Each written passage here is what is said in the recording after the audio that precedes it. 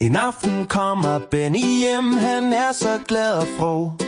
Han siger til far, jeg har bestemt med hvem jeg sætter bo.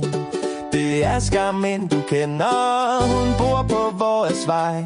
Det er vor nabos unge datter, der skal giftes med mig. Men faren han bliver bleg og siger, min søn, hvorfor nu det? Nu må jeg jo fortælle noget, som mutter ikke ved. Den pige, hun er din søster, for jeg er hendes far. Så det kan ikke nytte noget, at de danner par. Og Benny han blev knatten, ja det er ikke rart. For pigen som han elsker, må han glemme i en fart. Hans verden synker helt i grus, og sorgen den er stor. Han synes han må søge trøst i favnen hos sin mor. Og mor hun trøster Benny, det betyder ingenting. Som om jeg ikke kendte til din fætters sydspring.